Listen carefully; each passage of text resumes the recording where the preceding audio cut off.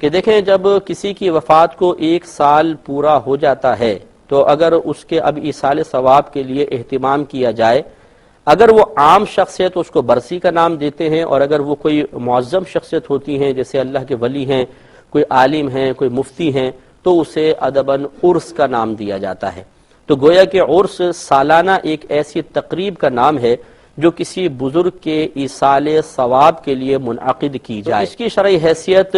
کوئی فرض یا واجب کی نہیں ہے، اگر واقعی اس میں قواعد شرعیہ کا لحاظ رکھا جائے، یعنی اس میں کوئی ناجائز کام نہ کیا جائے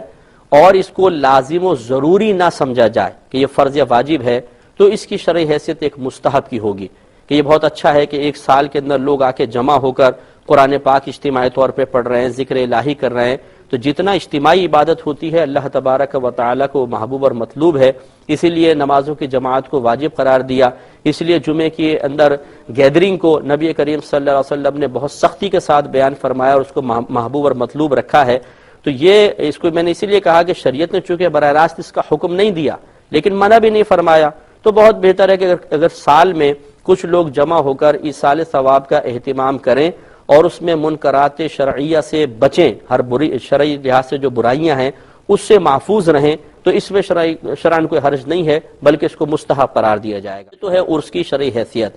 اب یہ جو اس کی تقریبات ہیں ان کی کیا شرعی حیثیت ہے؟ یہ تو پھر ہر جو تقریب کی جا رہی ہے اور اس میں جو رسومات ادا کی جا رہی ہیں ان پہ علیحدہ علیحدہ کلام کرنا پڑے گا۔ ہر چیز کو دیکھا جائے گا کہ علیحدہ علیحدہ کیا ہے، وہ چیز کیا ہے، اور پھر اس پہ فی نفسی ہی اس کا حکم کیا ہے،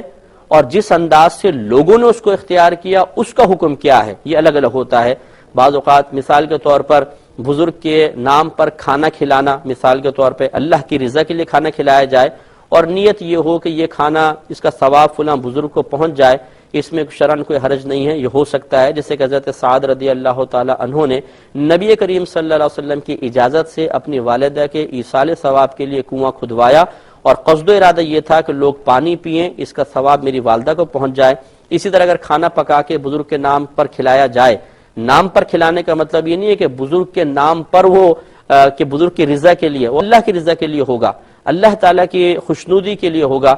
غرض صرف اتنی ہو، اگر نیت اتنی ہے کہ اس کا ثواب فلاں بزرگ کو پہنچ جائے تو حرج نہیں، یہ تو ایک صحیح ہے، فی نفسی صحیح عمل ہے۔ لیکن اگر کوئی اس طرح کرے کہ اس میں مخصوص چاول ہی ہونا چاہیے، مخصوص مقدار میں ہونا چاہیے، مخصوص جگہ پر کھائیں، مخصوص لوگ کھائیں دوسرے لوگ نہیں کھا سکتے، اس طرح کی قیودات اپنے پاس سے لگا دی جائیں تو یہ غلط ہے۔ بعض تقریبات تو مستحسن ہیں، بہت اچھی ہیں، لیکن اکثر یہ دیکھا گیا ہے کہ جاہل قسم کے لوگ آگے ہوتے ہیں اور وہ ایسی تقریبات کا انعقاد کرتے ہیں جو شرعاً قابل گرفت ممنوع ہوتی ہیں اور قابل گرفت بھی ہوتی ہیں۔